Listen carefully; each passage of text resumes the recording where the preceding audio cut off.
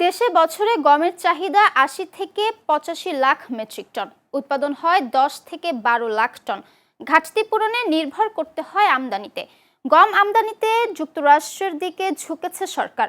Ton প্রতি আমদানিতে খরচ পড়বে $৩২২। কৃষি বিশেষজ্ঞরা বলছেন, বেশি দামে গম আমদানিতে প্রভাব পড়বে দেশের অর্থনীতিতে। তাই আগামী দিনগুলোতে আমদানি নির্ভরতা কমিয়ে উৎপাদনের দিকে মনোনিবেশ করা প্রয়োজন। বিস্তারিত মিঠুন সরকারের প্রতিবেদনে, ক্যামেরায় ছিলেন আবু ইস্তেহাক।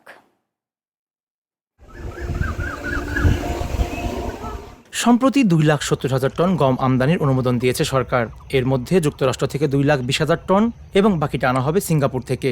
যুক্তরাষ্ট্রের সঙ্গে চুক্তির আওতায় প্রতি টন গম সিঙ্গাপুরের চেয়ে $24 বেশি দামে আমদানি করবে বাংলাদেশ।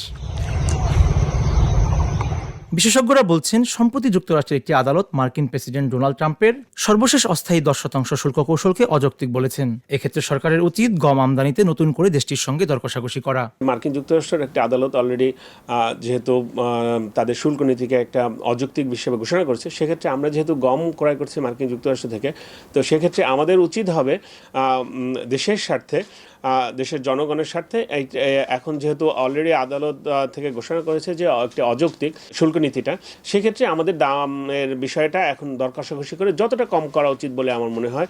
আমি সরকার এক্ষেত্রে বার্গেনিংয়ের সুযোগ আছে। যুক্তরাষ্ট্র থেকে বেশি দামে গম আমদানি নিয়ে প্রশ্ন তুলেছেন কৃষি বিশেষজ্ঞরাও। তাদের মতে, গম চাষে চাষিদের প্রণোদনা দেওয়া সহ ফসলটির আবাদ বৃদ্ধিতে নানাবিধ উদ্যোগ নেওয়া জরুরি। কৃষকদের ন্যায্য মূল্য নিশ্চিতকরণ করতে হবে এবং যুক্তরাষ্ট্র থেকে আমরা কেন বেশি দামে গম আনবো?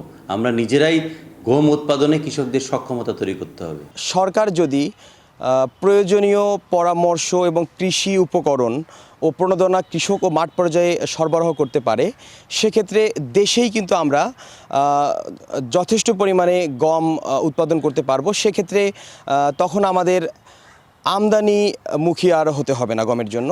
গমের ন্যায্য মূল্যের অভাবে কৃষকরা গম চাষ থেকে মুখ ফিরিয়ে নিচ্ছে বলে জানিয়েছেন গম ও ভুট্টা গবেষণা ইনস্টিটিউটের মহাপরিচালক। অন্যদিকে গম উৎপাদনে সরকার ইতিবাচক বলে মন্তব্য করেন সিলেটের কৃষি উন্নয়ন প্রকল্পের পরিচালক। সরকার সারা দেশে গম উৎপাদন বৃদ্ধির জন্য যে প্রচেষ্টা গ্রহণ করেছে, সিলেট অঞ্চলের ব্যতিক্রম নয়।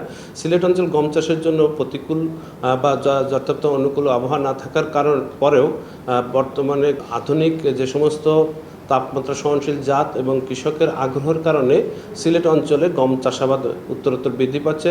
আমাদের দেশে উৎপাদন হচ্ছে মাত্র 10 থেকে 12 লক্ষ মেট্রিক টন। এটির প্রধান একটি কারণ হলো যে আসলে আমাদের কৃষকরা গমের সিজনে ন্যায্য মূল্য পায় না। তারপরে আরেকটি সমস্যা হলো যে আমাদের ভুট্টা একটি লাভজনক ফসল, যেটি আসলে গমের জায়গা দখল করতেছে। এছাড়া যেটা আছে, গম আমাদের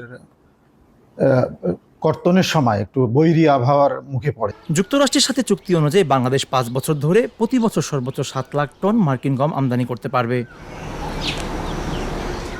মিঠুন সরকার, চ্যানেল এস, ঢাকা।